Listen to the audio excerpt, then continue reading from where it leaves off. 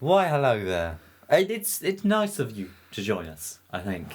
Very The reason we are convenient. being so jolly is because we're trying to keep tempo up for such a depressing unit. Yeah, it's like ridiculous. Tsarist Russia. Yeah. Hello, I'm Will. I'm sorry. This is Connor. I am Connor, yes. Hi, Connor. I try. We're doing Tsarist Russia, 1855 to 1917, specifically the AQA, but it's fine, completely fine if you're doing EdXL or OCR, because I think you bring yourself into effect in this video, which Do I? is Yes, I do. 1881 to 1904. my Political favourite reaction, years. social and economic change. Connor, take the lead rein.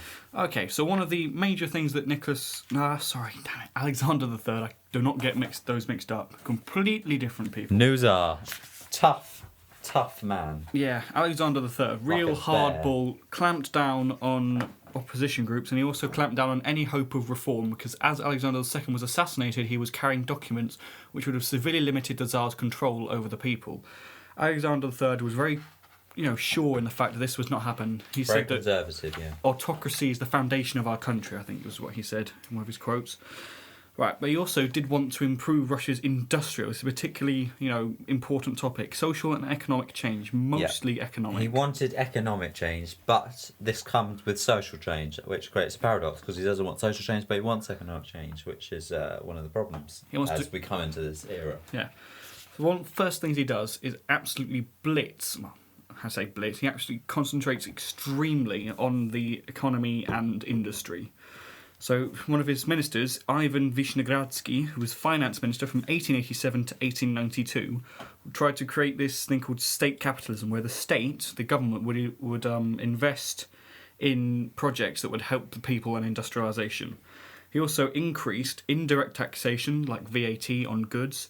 He also import tariffs. Now, this was an attempt to stop foreign goods from being bought into the country cheaply. I've got some stats on that. Well, stats, here we go. In 1877, 12% value, the tax was 12% of the value of all the imports. In 1892, 33%. So it practically doubled in Doubles.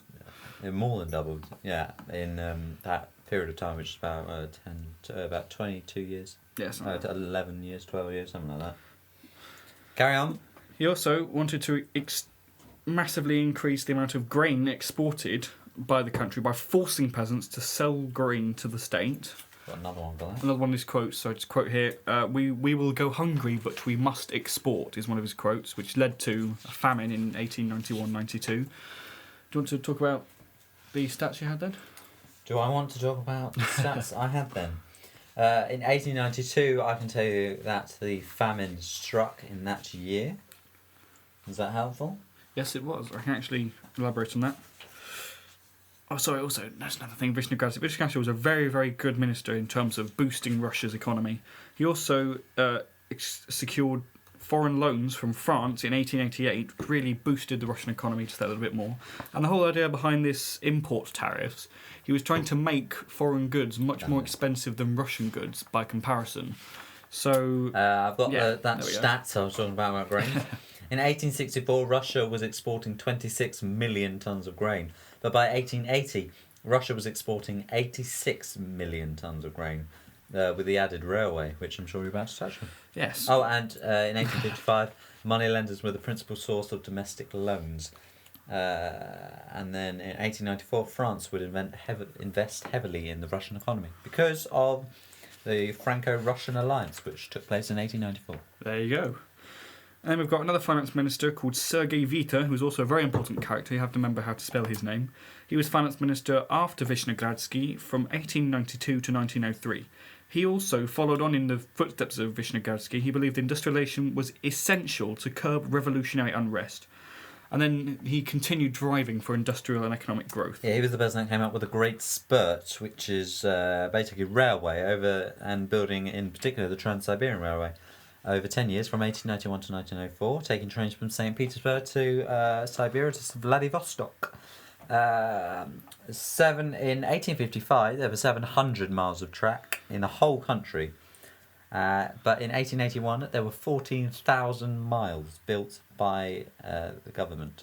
They did this by making guarantees to investors. Can you explain about that? Indeed. Well, one of the guarantees, strengthening the Russian economy was a new form of currency. The previous Russian ruble had been very unstable because it was backed, unlike most other countries, by the silver stock it had. That silver variation had a very sort of temperamental nature, and it kept on becoming more and less valuable constantly, constant flux. I think it was Vita must have been, who backed the Russian ruble in gold, and that created a he put it on the gold standard. Much more stable economy, and that encouraged foreign investors to invest in the country. Basically, what he put it on the gold standard, which gives it a comparison with other currencies across the world, an exchange rate, basically. Yeah. Right. Foreign experts, like engineers and managers, and skilled foreign workers were brought in, so he encouraged more job opportunities for skill and technical experience. The government invested heavily in railways, and this led to the development of the Trans-Siberian Railway, which was at the time the biggest railway in the world and was sort of the pride of Russia, both to be industrially superior and also socially proud of this huge railway. In the 1890s, furthering on from the railways tracks, it had gone up from previously in 1880. I said 1881. I said 14,000 miles. Then after Vita in the 1890s, it over doubled to 56,000 kilometres. That's a lot of railway. With half being the Trans-Siberian Railway.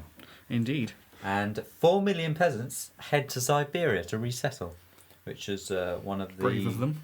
One of the initiatives, because there was so much space in Siberia. They said go to Siberia. 4 million went, but only a fraction of that actually stayed. Indeed. I don't know the fraction, but heavy industries such as coal, iron, and oil were also heavily invested in by the government. They were prioritised over textiles and whatnot, so fabric making. And large factory units of over 1,000 workers were, really boosted and built a lot. So I can't remember the exact statistics, but something like the number of large factories in Russia quadrupled in 4 years. I can't remember the exact statistics. The amount of foreign involvement, going back to currency, in 1890 it was 26%, but then the schemes put in place by Vishnegradski and Vita meant that by 1915 it was up to 41%. Indeed. So it's almost doubled. And the results from Vishnegradski's and Vita's policies were... One negative one is that the cost to the government was high, and by the end... hang on, let me get this right. And Russia became extremely dependent on foreign investment, which increased nearly tenfold from 1880 to 1900, apparently. Yeah, and the main positives is that Russia, because of all these initiatives that they were putting in place, had an annual economic growth rate of 8%. Bearing in mind that at the minute in this country we've got a growth rate of about 0.2%. Which is considered good. Yeah, so 8% is just ridiculous. Extraordinary. So they were doing well. Another result... But limitations that their biggest industry, even by 1914, was still textiles, which is relatively low. Even today, I mean, if we judge people that make our clothes, we call them sweatshops and things. We don't consider it as a high industry, just as they don't. Whereas things like steel and metal works are always considered the best. And I'll show that now. Another result of these reforms was the promise of regular wages lured more peasants into industrial centres. So a regular wage and a decent income at that time sort of drew peasants to these industrial centres, Moscow, St. Petersburg, and other cities, and they sort of started working in factories. Although some of them still returned to their villages at harvest time so they could help bring in the crops. And the number of factory workers doubled from 1887 to 1908, but only 750,000 from a peasant population of nearly 100 million moved to Siberia and stayed. So a very small percentage actually took up these opportunities in Siberia. Although most overseas trade was still carried in foreign ships and roads remained poor, the growth of long-distance railway lines opened up the interior of Russia and enabled raw materials to be exploited in the centre of Russia, so gold, iron, oil particularly.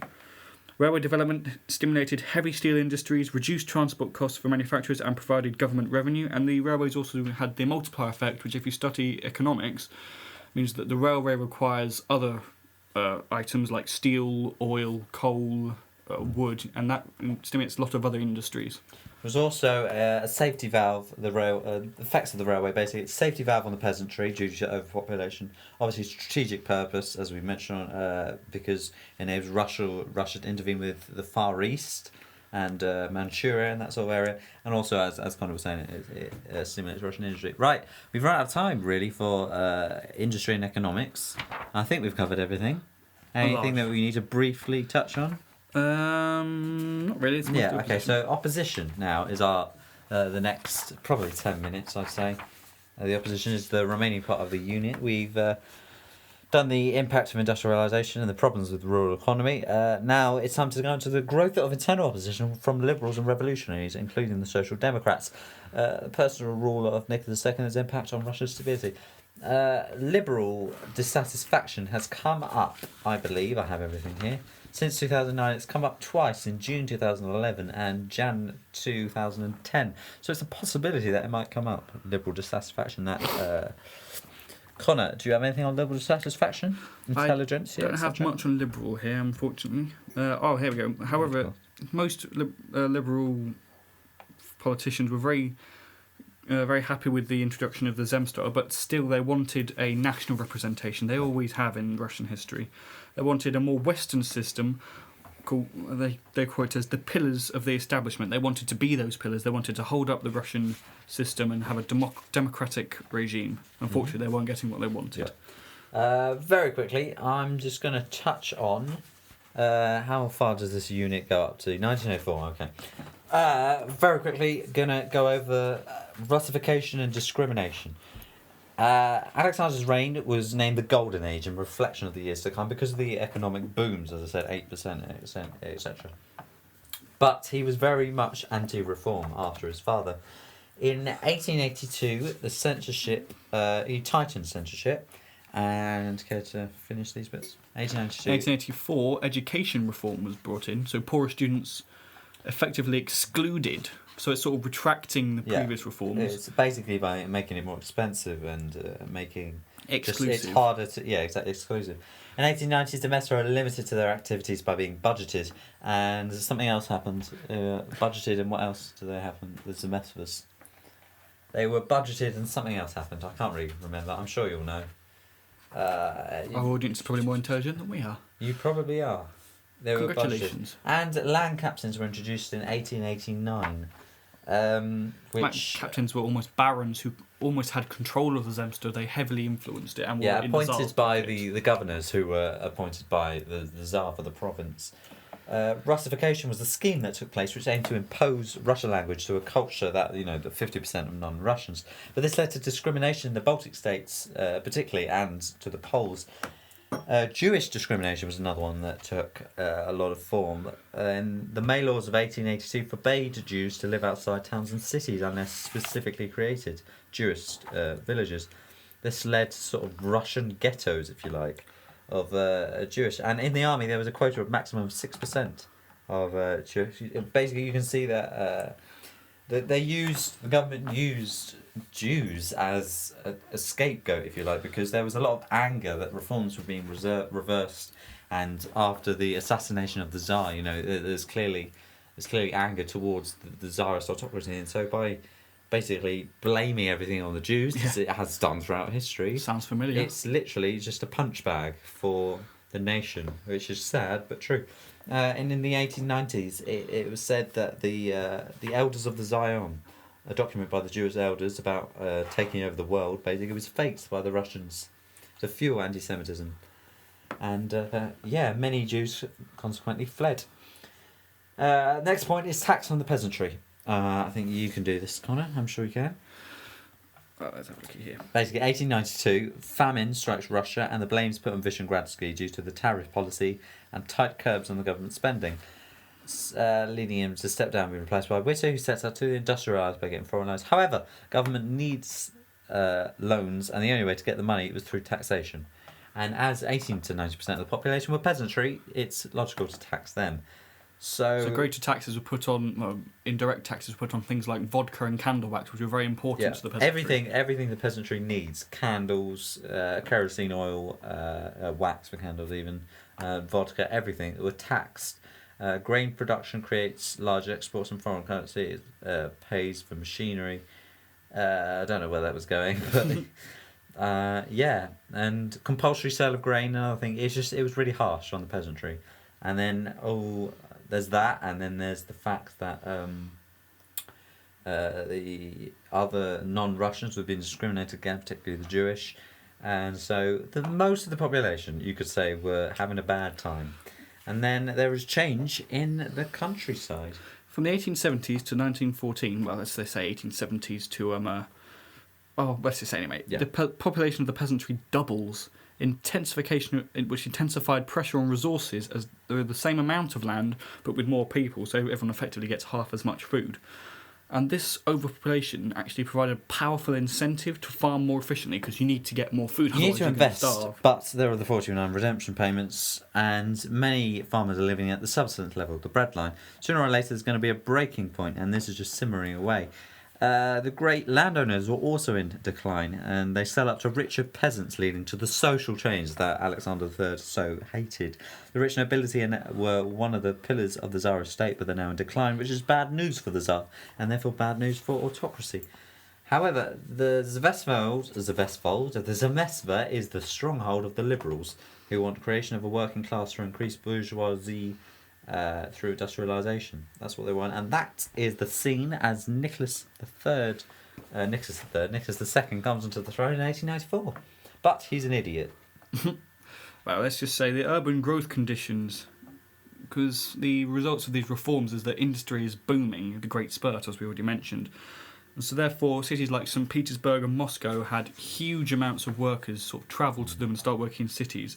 And these effectively became slums with high inflation, low wages, very little in the way of sanitation, no running water, no health service. So this effectively became like sort of a industrial revolution age British town with pool, and it sounds a bit dodgy, but sanitation was very poor. Yeah, it was horrendous. Now, and we run out of time again to carry on doing this. But to sum up about this Nicholas, he's an idiot. He's lovely, but he's a babe. Alexander. It's not Nicholas. No, Nicholas II. We're on to Nicholas II now. Already? I've said that. I said 1894, we're on to Nicholas II. I'm so sorry. And basically, he's an idiot. Alexander III was good, but he dies. Nicholas comes around. He's an idiot. Lovely man, but just an idiot. He calls for a parliament as dreams. His wife, Alexandra, lovely, but she's German, which is bad at the time because, there's a little bit tension coming. Then there's Gregory Rasputin. We'll touch on him a little bit later, but just changes as a result of the Tsar. I'm going to sum up very quickly because we are running out of time. Universities, 1899. Some celebrations were seen as excessive by the authorities from some students, and they disciplined them, and which just made students that didn't even care. The fact that they just disciplined these students for doing nothing really annoyed them, and in 1899 students were radicalised because of this, which they'll play a key role a bit later. The working class, they're new because they've only just industrialised in Russia, and the revolutionaries believe that they are the key. They could be used against the government, which leads to a new creation of a new secret police, the Carne, revitalised under Alexander III. They find that simply arresting revolutionaries are not enough, and they need trade unions, which the solution is brought up by Zbartov, I believe. Zbartov, the head of the police, who decided that if you're going to make trade unions, if they're going to be trade unions, make them yourself. So the government sets up trade unions, and it's technically run by the Ukraine / the police. Zbartov, head of the secret police, I think, actually. And but there's another paradox creeping in there, because that trade unions conflict with the employers, and these are the people who the Tsar supports because they're the supporters of the state. And how can the trade unions serve the people when they're funded by the police, who are owned by the Tsar, who's supported by the employees? Which leads to another paradox, if you understand that. If not, listen to it again. Slow motion's a good idea. I talk fast. Yes, you do. But would the Zbartov union support the strikes? No one really knows. Conclusion: students more radicalised, labour organisations create a new paradox. Peasants struggling in famine and heavy taxes, and liberals are pleading for parliament. That was a good way of summing up everything, and we're not back on time. We've run out of time. We're going to have to run over. Opposition to the Tsar. Up until now, it's kind of been the peasants, but a few intellectuals with terrors have resulted in terrorism. But now some trouble is developing. Peasantry are getting desperate. Working class have been given a voice. Students are beginning to sympathise with both, and liberals want peaceful change, and the new Tsar dashes their hopes. Chaos is. Also, in this area, we have the rise of the Marxist parties, the Social Revolutionaries, the Social Democrats. All these names you need to know. I've got them right here. It's under the Liberals is the title of this, and this is what the Liberals are. In 1905, the Union of National Liberations attempt to get peaceful constitutional change. They are power in the Zemstva, and there are two strands. The moderates, dominated by nobles who have something to lose and do not want a revolution. They just want the Tsar to grant more power. And the radicals, who are dominated by the intelligentsia, who are exasperated by the lack of progress by 1905. And they finally joined with more extremist groups in the agreement that there's got to be more of a push. I want to explain who the intelligentsia are. Intelligentsia, the middle class, who have been formally educated and therefore develop their own opinions, most of them against or either against the Tsar entirely or want him to share more power with them. Moving on to the revolutionaries, two main parties here.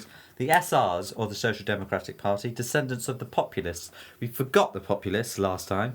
Basically, they are the people, the students, if you like, that decided they should go to the peasantry and tell them that they were being screwed over. Yeah. And the peasantry turned around and said, can't be bothered, really. Can't be bothered. Yeah. You're being, go away. And they even got them arrested, some of them. So anyway, the SRs, they want the overthrow of the Tsar, and they base their model on the peasantry and slightly on the working class. The leader, Chernov, has the same ideas as People's Wills and turns to terrorism. At the end of the 1890s, there was an upsurge of terrorism. For example, Grand Duke Sergey, Alexander III's brother, is assassinated in February 1905. They want to base the power on the village commune. The Russian Social Democratic Party is the second. Who are the Marxists? Yeah, the Marxist wing of this particular. Made in 1898 in Russia. They're led by G.V. Plekhanov, but also had a very important name, Lenin and Martov. They were very influential characters. They were constantly under police watch. They produced an illegal newspaper called Iskra, or The Spark. In English. They organised and met abroad, and their first proper meeting was in Congress at Brussels and then London in 1903. In 1903, the party split into two parties, but it was not official. It didn't become official, I believe, until 1912. Don't think so, yeah. I think so. Yeah, you can double check on that. In fact, you can double check on that. 1912. Yes, I can. Lenin, who the split was between Lenin, who believed that the head revolutionaries like him should be dedicated and lead the party. There was no space for mass support, and as a person, Lenin is naturally dictatorial and suspicious of democracy. The second load is Martov, and his vision was one against Lenin's and Congress, and they should consult the people and have it about what they want. Though Lenin lost in Congress in 1903, he won the editorial board of the Iskra, and his supporters became known as the Bolsheviks, or majority, even though they weren't, and Martovs became the Mensheviks, or minority. The parties still cooperated, but had very different views. Finally, very, very quickly, Nicholas, Plava and War. We will touch on next time because we've run over. Thank you very much for listening. The next episode lesson thing is Russia and Revolution. And so stuff goes down. Thank you for listening. Goodbye from me, Will. And me, Connor.